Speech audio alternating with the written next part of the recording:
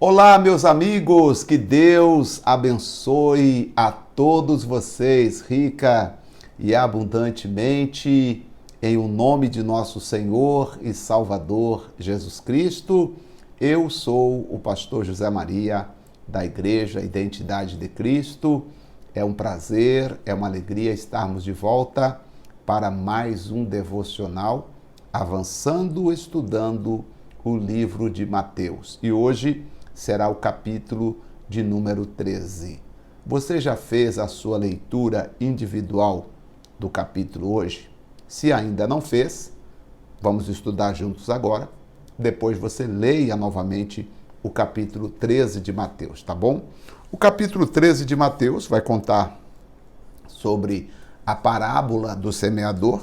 Depois, Jesus conta sobre a parábola do joio e do trigo, tá? Depois ele vai contar sobre a parábola do tesouro escondido. Na verdade, aqui então, nós temos 3 parábolas.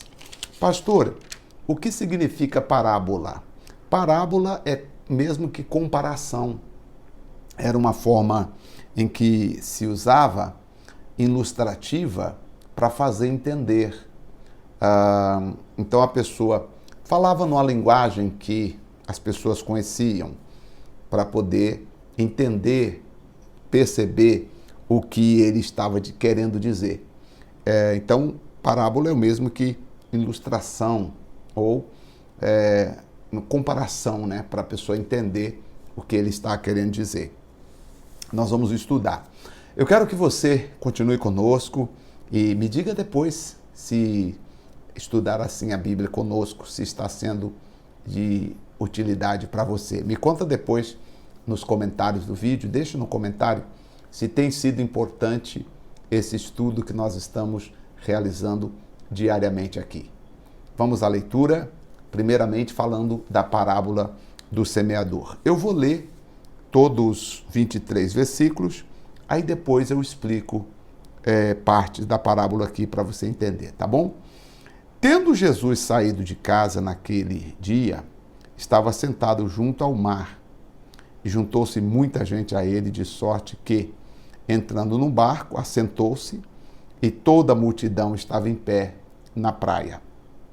E falou-lhe de muitas coisas por parábolas, dizendo: Eis que o semeador saiu a semear a semente. E quando semeava, uma parte da semente caiu junto ao caminho, e vieram as aves dos céus e comeram-na. E outra parte caiu em pedregais, onde não havia terra bastante, logo nasceu, porque não tinha terra funda. Mas vindo o sol, queimou-se e secou-se, porque não tinha raiz. Então vê que esses 2 versículos aqui estão ligados. E outra caiu entre espinhos, e os espinhos cresceram e sufocaram-na. E outra caiu em boa terra, produzindo 100, outro 60 e outro 30. Quem tem ouvido para ouvir, ouça. Acercando-se dele os seus discípulos, disseram-lhe: Por que falas por parábolas? Ele respondendo disse: Porque a vós é dado conhecer os mistérios do reino de Deus, mas a eles não lhes é dado. Ou seja, quem é chamado por Deus consegue entender os mistérios do reino de Deus. Quem não é chamado, quem está apenas ouvindo e não tem o chamado, não consegue entender.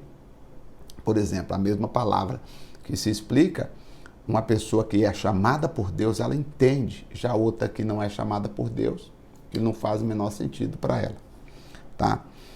Então Jesus explicou: porque aquele que tem será dado e terá em abundância, mas aquele que não tem, até o que tem será tirado. Se você tem, mais você recebe. Se você não tem desejo de conhecer, e aqui o ter é desejo de conhecer, que não tem nada a ver com financeiro, ter coisas materiais. Não, aqui tem a ver com desejo de conhecer. Aquele que tem desejo de conhecer, mais será dado. Aquele que não tem nenhum desejo de conhecer a Cristo, até o desejo que ele tem será tirado.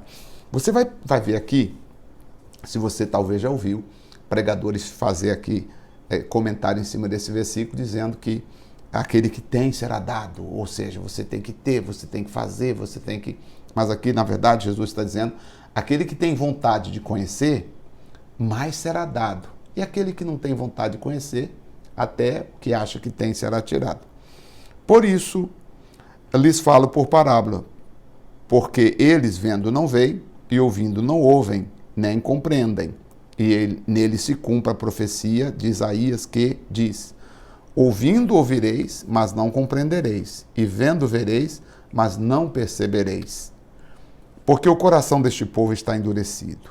Ouviram de mau grado com o seu ouvido, e fecharam os seus olhos, para que não vejam com os olhos, e ouça com os ouvidos, e compreenda com o coração, e se converta se converta e eu os cure. Meu Deus, eu estou lendo. Deixa eu terminar de ler, depois eu volto aqui. Deixa eu marcar aqui um asterístico aqui para voltar depois. Tá? Mas bem-aventurados sois vós, estou no verso 16, porque veem, e vossos ouvidos porque ouvem.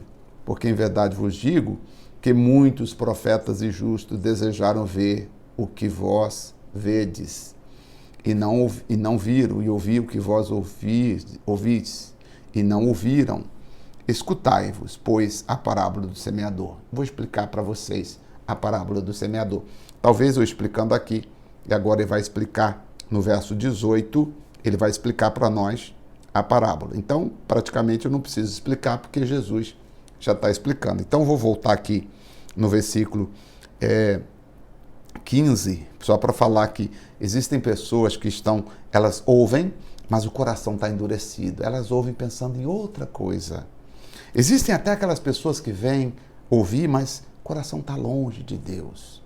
Ela ouve, mas não ouve com os olhos. Como é que eu ouço com os olhos, Jesus? Porque ele diz assim, 14, 15. E nele se cumpre a profecia de Isaías que diz: ouvindo, ouvireis, mas não compreendereis. Vendo, vereis, mas não percebereis. Porque o coração deste povo está endurecido. Ouviram de mau grado com seus ouvidos, e fecharam os olhos, para que não vejam com os olhos, e ouçam com os ouvidos, e compreenda com o coração, e se converta, e eu os cure. Quer dizer, a cura aqui, Jesus estava falando da cura espiritual, sabe, a cegueira espiritual, a maldade que estava no coração do homem. Jesus veio para mudar o coração das pessoas. Só que as pessoas não ouviram, e até hoje o diabo não quer que as pessoas ouçam. Eu sei que o trabalho que nós estamos fazendo aqui parece um trabalho de formiguinha, mas ao tempo isso aqui vai se tornar um hábito para nós, e vai ser algo assim muito importante, o nosso crescimento espiritual. Tá? Agora nós precisamos o quê? Que os nossos olhos sejam abertos, tá? Nosso coração não seja endurecido, nossos olhos sejam abertos, nossos ouvidos possam compreender, com o nosso coração também entender, para que nós possamos nos converter cada dia mais ao nosso Deus, tá? Quando orares, ore para que Deus abra os olhos do seu entendimento, amoleça o seu coração, que você possa compreender aquilo que Deus está querendo dizer a você. Vamos entender a parábola agora, vamos lá. Diz assim o texto sagrado: escutai, pois, a parábola do semeador. Ouvindo alguém a palavra do reino e não entendendo, vem o maligno e arrebata o que foi semeado no coração. Este é o que está à beira do caminho. Então, à beira do caminho é aquela pessoa que ela ouviu a palavra. Só que o diabo, por ela não ter entendido, o diabo consegue tirar a palavra do coração da pessoa. Quando ela entende, ninguém tira. Porque quando você entende, é como andar de bicicleta. Você entendeu como anda. Pronto. Não tem como alguém tirar de você a habilidade de andar de bicicleta. A menos que você tenha um problema. Mesmo se você tiver, às vezes, dependendo do problema que você tiver, neurológico, mesmo assim você ainda consegue andar de bicicleta. Sabe? É fantástico isso. Quando você entende, aprende, entende, ninguém tira de você. Então, qual que é a força que o inimigo faz? Para você não entender a palavra. Nós, pastores, temos que ter cuidado, porque na igreja hoje tem louvores, tem cânticos, tem grupo de mulheres, grupo de homens, grupo de jovens, grupo de isso, grupo daquilo outro. E às vezes as pessoas estão sendo entretidas. Na igreja, elas participam como se fosse um show, como se fosse mais um entretenimento. A pessoa entra e aí tem o louvor, que é muito bacana, arrepiante até. Mas eu pergunto, estou entendendo a palavra? Qual é o espaço que tem para pregar a palavra? Ah, pastor, mas hoje vivemos numa modernidade, é diferente. Hoje as pessoas, se ficar querendo pregar muito, as pessoas vão embora da igreja. Mas no tempo de Jesus também já iam embora. E Jesus um dia disse para os discípulos, vocês não querem ir também? Porque é necessário ouvir a palavra, é necessário compreender a palavra.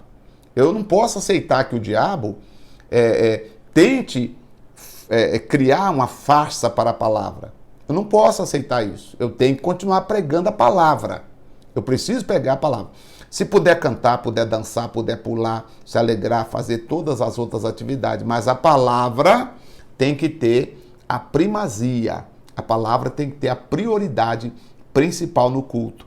Porque o diabo não quer que você entenda a palavra. Qual que é aqui, então, a palavra-chave? Entender. Coloca aí. A parábola está falando sobre entender. Primeira semente que caiu à beira do caminho, a pessoa não entendeu. O diabo não quer que você entenda. Se você entender, ele não consegue tirar do seu coração. Mas se você não entender, aí ele confunde você, tira do coração aquilo que Deus gostaria que você tivesse. 20. O que foi semeado em pedregais é o que ouve a palavra e logo recebe com alegria, mas não tem raiz. Antes é de pouca duração. Isto chega a angústia e as perseguições por causa da palavra. O que a pessoa faz? Ela se ofende. Se ofender aqui é se afastar. Ela se afasta, ela abandona, ela recusa continuar. Achei que seria tudo fácil, agora estou enfrentando problema, não vou mais. E o outro, que foi semeado entre espinhos, quem são estes? São aqueles que ouviram a palavra, mas estão mais preocupados com os cuidados do mundo, cuidado deste mundo, a sedução das riquezas, tá? E a sedução das riquezas sufocam a palavra e ela fica infrutífera na vida da pessoa. Ou seja, a pessoa até quer a palavra, ela ouve a palavra, mas no dia a dia dela ela não aplica o que ela ouviu, porque ela dá primeiro lugar às outras coisas.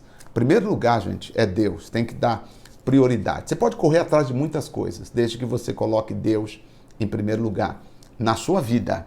Na sua vida. Tem que estar em primeiro lugar na sua vida. Não adianta você botar Deus em primeiro lugar nas suas coisas. Não. Deus tem que estar em primeiro lugar na sua vida pessoal. Ele tem que ocupar primeiro lugar na sua vida, tá bom? E o que foi semeado em boa terra são aqueles que compreendem a palavra. Olha aqui, ó. Boa terra compreende a palavra, verso 23, que está em boa terra, compreende a palavra e dá fruto e produz 100, 60 e 30%. Ou seja, é quem compreende. Quem não compreende, o diabo tira dela a palavra, e quem compreende a palavra, quem entende a palavra, é que dá frutos, tá bom? Vamos ver a parábola do trigo e do joio, que também é uma palavra que está bem explicada também. Propôs-lhe outra parábola, dizendo: o reino dos céus é semelhante ao homem que semeia boa semente no seu campo. Mas dormindo os homens, veio o seu inimigo e semeou joio no meio do trigo, e retirou-se. E quando a erva cresceu e frutificou, apareceu também o joio. Por que o joio veio? Porque a pessoa semeou, mas ela dormiu, ela não cuidou o tempo todo. E o servo do pai de família, indo ter com ele, disseram: Senhor, não semeaste tu no teu campo boa semente? Por que tem então joio? E ele lhes disse: um inimigo é que fez isso. E o servo lhe disseram: queres, pois, que arranquemos? E ele disse: não, para que, ao colher o joio, não arranque também o trigo. Deixa aí crescer ambos até a ceifa. por ocasião da ceifa, direi aos ceifeiros: colhei primeiro o joio, atai em molhos, para queimar, mas o trigo ajuntai no meu celeiro. Outra parábola propôs, dizendo, daqui a pouco ele vai explicar a parábola aqui. Então aqui, veja bem, agora já é outra parábola no 31 que ele propôs. Tá? Então o joio e trigo é assim, ele plantou boa semente, mas veio o inimigo e colocou o joio ali. E sempre o diabo quer fazer isso, quer semear alguma coisa no meio das coisas boas que nós temos. Mas o poder de Deus é como fogo, que pode queimar todo o mal e afastar da nossa vida o que não presta. Propôs outra parábola no verso 31, dizendo: o reino dos céus é semelhante ao grão de mostarda que o homem, pegando nele, semeou no seu campo, o qual é realmente a menor de todas as sementes, mas crescendo é a maior das plantas, e faz-se uma árvore, de sorte que vêm as aves do céu aninhar-se nos seus ramos. E é verdade, né? Veja, a palavra de Deus é como o grão de mostarda. Ela é pequenininha, mas ela vem, ela cresce. Aí quando ela cresce dentro de você, aí você tem que ter cuidado para não deixar as aves de rapina vir fazer ninho na sua cabeça. Geralmente existem igrejas que andam procurando os membros de outras pessoas. Eles profetizam, a gente chama de pescar em aquários. Eles andam pescando em aquários, pegando os despercebidos da vida. Aí vem, olha, Deus tem uma palavra para você. Deus mandou falar que é para você fazer assim, assim, assado. E Deus não mandou falar nada. Na verdade, eles fazem isso porque eles querem dominar você. Eles querem ser senhor da sua vida. E no fundo, o que eles querem é que você patrocine aquilo que eles estão fazendo. Aí vem com mentira, dizendo que Deus mandou, que Deus te deu isso, que Deus te deu aquilo, que Deus te deu um ministério, que você tem que cumprir o seu ministério, que se você não cumprir o seu ministério, você vai para o inferno. Um monte de mentira que, na verdade, não é o que Deus mandou, tá bom? Aí ele propôs outra parábola ainda, dizendo assim, verso 33, o reino dos céus é semelhante ao fermento que uma mulher toma e introduz em 3 medidas de farinha, até que tudo seja levedado. Tudo isso disse Jesus por parábola à multidão, e nada lhes falava sem parábola, para que se cumprisse o que fora dito pelo profeta, que diz: abrirei a minha boca em parábola, publicarei coisas ocultas desde a fundação do mundo. Então, tendo despedido a multidão, foi para casa.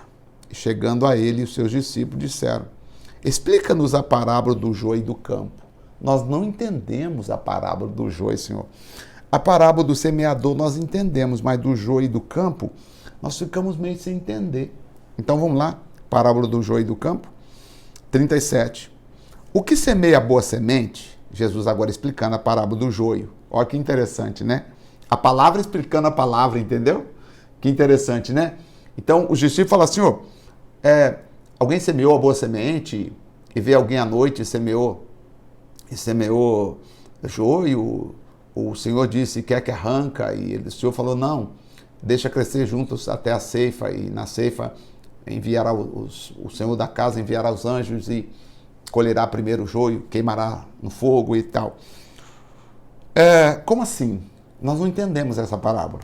Aí Jesus, no 37, responde: o que semeia boa semente é o filho do homem. O campo é o mundo. E a boa semente são os filhos do reino. E o joio são os filhos do maligno.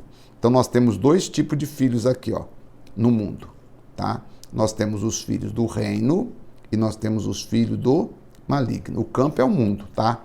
O campo é o mundo que nós vivemos. No mundo que nós vivemos hoje, nós temos 2 tipos de filhos.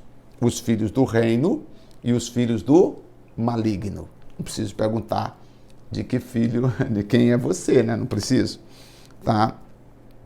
O inimigo que semeou o joio é o diabo. E a ceifa é o fim do mundo. E os ceifeiros são os anjos. Assim como o joio é colhido e queimado no fogo, assim será na consumação do mundo. Mandará o Filho do Homem seus anjos, e eles colherão do seu reino tudo o que causa escândalo, e os que cometem iniquidade.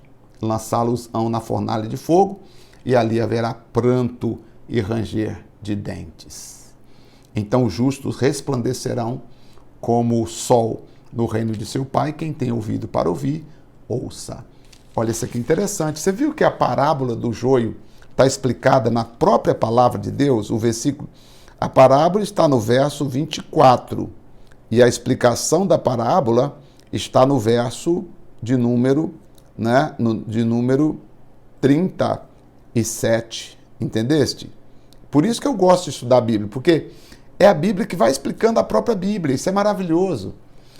Quando não tem a explicação, a gente busca a explicação. Mas quando a explicação está no próprio verso, puxa vida, é muito mais fácil de entender. Então a pergunta é, você é filho do reino ou filho do maligno? Credo, misericórdia, né? Então nós temos no mundo dois tipos de filhos. Os filhos do reino e os filhos do maligno. E nós temos o diabo, que é aquele que anda semeando o joio, no meio das coisas aí. Misericórdia. Vamos para o verso 44 agora. Parábola do tesouro escondido e da pérola e da rede. Terminando. Também o reino dos céus é semelhante a um tesouro escondido num campo, que o homem achou e escondeu. E pelo gozo dele vende tudo o que tem e compra aquele campo. Outrossem, o reino dos céus é semelhante ao homem negociante que busca boas pérolas. E encontrando uma pérola de grande valor, vendeu tudo quanto tinha e comprou. Igualmente o reino dos céus é semelhante a uma rede lançada ao mar, e quando apanha todas as quantidades de peixes, estando cheia, puxa para fora a praia, e assentando-se, apanha para os cestos os bons, e os ruins, porém, lançam fora. Assim será na consumação do mundo. Virão os anjos e separarão o quê? Os maus dos bons. Olha só. Então, esses versículos aqui são importantes, né? Você viu? Do 44 ao 47. O reino dos céus é como aquele que comprou um campo, né? Achou um tesouro no campo e comprou. Foi lá e falou, não, eu quero isso aqui. Eu quero para mim isso aqui. O outro negociante, né, que compra pérola, não, eu quero pérola de grande valor. O outro achou uma pérola e falou, não, eu quero comprar essa pérola. Vendeu tudo para comprar aquela pérola. E ainda é como a rede lançada ao mar, que pega todo tipo de peixe, mas depois existe a seleção. Infelizmente, tem pessoas que não querem ser filhos de Deus, não querem andar com Deus, não querem caminhar com Deus. E, infelizmente, no final da vida, ou quando você morrer, será separado. Os bons de um lado e os maus do outro lado. Não fica olhando quem está fazendo o bem e quem está fazendo o mal. O importante é você fazer o bem e não ficar olhando quem está fazendo o mal. Porque a maldade do mundo não pode contaminar o nosso coração. Existem pessoas que hoje estão se tornando insensíveis porque o mundo está te contaminando. O mundo não nos ensina a amar. O mundo nos ensina a ser desleal. O mundo nos ensina cada dia a ser mal. O mundo nos ensina cada dia a ser perversos. Mas não é o mundo que nos ensina. Eu aprendo com Deus. Tudo bem que o mundo está ensinando, mas eu não quero as lições do mundo. Eu quero essa pérola de grande valor. Eu quero esse campo que possui um tesouro, que é a palavra de Deus. É isso que nós queremos. Vamos continuar? Terminando agora. E aí disse, versículo 50, que os anjos vão separar os bons dos maus, tá? Os bons. Isso aqui é na consumação do século, tá, gente? Não fica achando que Deus vai punir agora. Não vai. O juízo foi pré-determinado para após a morte. Após a morte vem o juízo.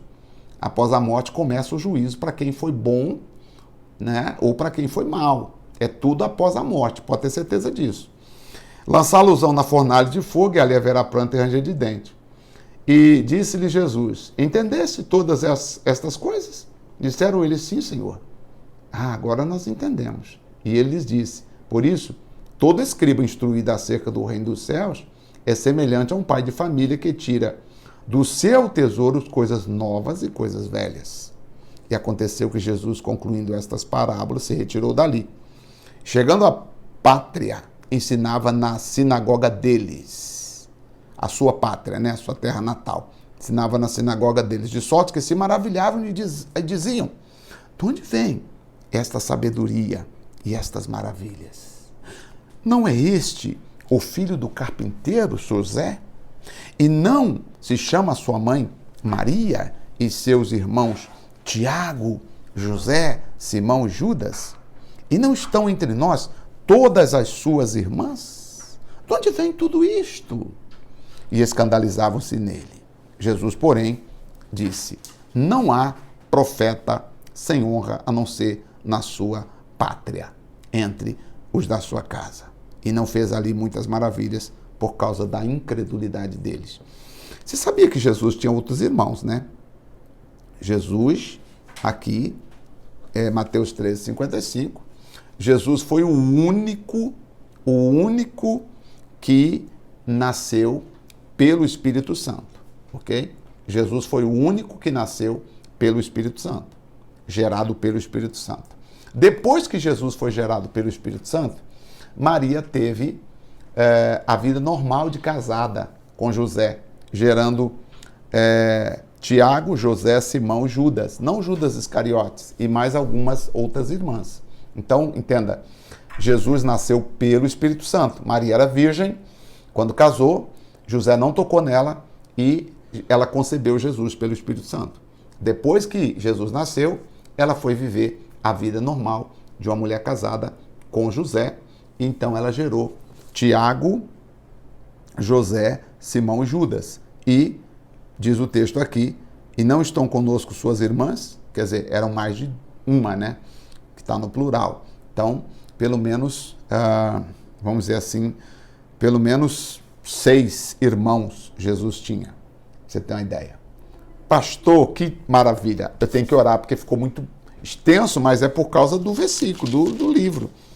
Tem outros que são menores, mas tem outros capítulos aqui que não tem como você correndo não, gente. Eu não estou com pressa e creio que você também vai nos assistir ou nos ouvir num momento bem oportuno para você poder entender todas essas coisas, tá bom? Vamos agradecer, Pai.